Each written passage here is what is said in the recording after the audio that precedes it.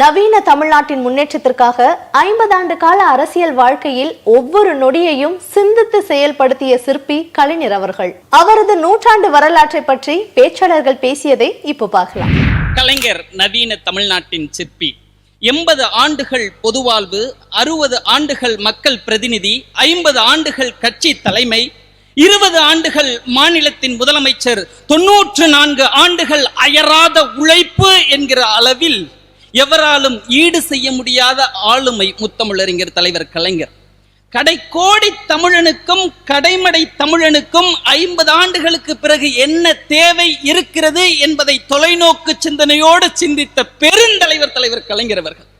தலைவர் கலைஞர் அவர்களினுடைய ஆட்சியினுடைய நீட்சியாக எண்ணிலடங்கா திட்டங்கள் இன்றைக்கு தமிழ்நாடு முதலமைச்சர் தலைவர் தளபதியார் அவர்கள் தீட்டி வருகிறார்கள். இந்தியாவில் இருக்கிற ஒட்டுமொத்த கல்வி நிறுவனங்களில் சிறந்த கல்வி நிறுவனங்களாக 926 கல்வி நிறுவனங்கள் பட்டியலிடப்பட்டிருக்கிறது.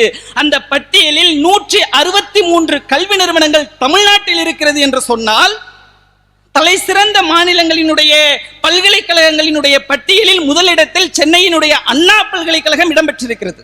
ஒட்டுமொத்த பிரிவில் சென்னையில் இருக்கிற ஐஐடி பல்கலைக்கழகம் இடம்பெற்றிருக்கிறது என்று சொன்னால் தலைவர் கலைஞர் அவர்களினுடைய தொலைநோக்கு சிந்தனை தான் காரணம் என்று சொன்னால் மிகையாகாது. என் அன்பிற்கினியவர்களே, பகுத்தறிவு தந்தை பெரியார் சிந்தித்ததை, பேரறிஞர் அண்ணா பேசியதை முத்தமிழறிஞர் தலைவர் கலைஞர் ஆட்சி அதிகாரத்திற்கு வந்த போதெல்லாம் செய்து காட்டினார். முத்தமிழறிஞர் தலைவர் கலைஞர் அவர்களினுடைய ஆட்சியினுடைய நீட்சியாக பகுத்தறிவு தந்தை பெரியாரினுடைய பெயரில் நினைவு சமத்துவபுரங்களையும், பேரறிஞர் அண்ணாவினுடைய பெயரில் அண்ணா மறுமலர்ச்சி திட்டங்களையும், தலைவர் கலைஞரினுடைய பெயரிலே மருத்துவ காப்பீடு, கலைஞர் வீடு வழங்குகிற திட்டம், எண்ணற்றா திட்டங்களினுடைய வாயிலாக திராவிட மாடல் நாயகர் இன்றைக்கு கலைஞர் மகளிர் உரிமை தொகை என்கிற மகத்தான திட்டத்தின் கீழ் 1,16,16,292 தாய்மார்கள் மாதம் 1000 ரூபாய் உரிமை தொகையை பெறுகிறார்கள்.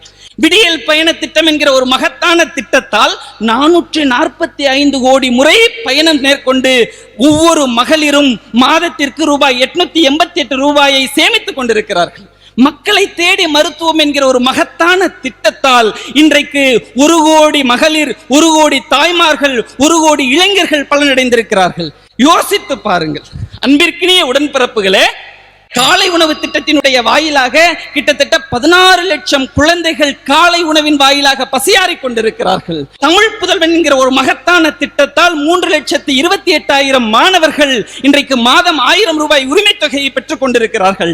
புதுமை பெண் திட்டத்தின் வாயிலாக 4,86,000 கல்லூரி மாணவிகள் மாதம் 1000 ரூபாயை உரிமை தொகையாக பெற்றுக் கொண்டிருக்கிறார்கள். இப்படி மக்களை தேடி மருத்துவம், தமிழ் புதல்வன், நான் முதல்வன் என்கிற திட்டத்தின் வாயிலாக 28 லட்சம் இளைஞர்கள் பலன் பெற்றுக் கொண்டிருக்கிறார்கள். இப்படி எண்ணிலடங்கா திட்டத்தின் வாயிலாக முதல்வரின் முகவரி, மக்களுடன் முதல்வர், கிட்டத்தட்ட உயர்த்தப்பட்ட ஓய்வூதியத்திலே 30 லட்சம் முதியவர்கள் உயர்த்தப்பட்ட ஓய்வூதியத்தால் பலனடைந்திருக்கிறார்கள். 5 லட்சம் மாற்றுத்திறனாளிகள் பலனடைந்திருக்கிறார்கள். இந்த ஆட்சிக்கு வந்த பிறகு மட்டும் 64,40,000 குடிநீர் இணைப்புகள் வழங்கப்பட்டிருக்கிறது. நம்மை காக்கும் 48 என்கிற ஒரு மகத்தான திட்டத்தின் வாயிலாக கிட்டத்தட்ட 2 லட்சம் உயிர்கள் காப்பாற்றப்பட்டிருக்கிறது. இப்படி தாயில்லத்தோடு நம்மை அரவணைத்துக் கொண்டிருக்கிற, ஒட்டுமொத்த ஒன்றியத்தையும் வழிநடத்தி கொண்டிருக்கிற இந்த தமிழ்நாடு அரசு இன்றைக்கு மிகவும் நீட்சியாக, சிறப்போடு, துடிப்போடு செயல்படுகிறது என்று சொன்னால் அது தலைவர் கலைஞர் அவர்களினுடைய கட்டமைப்பு.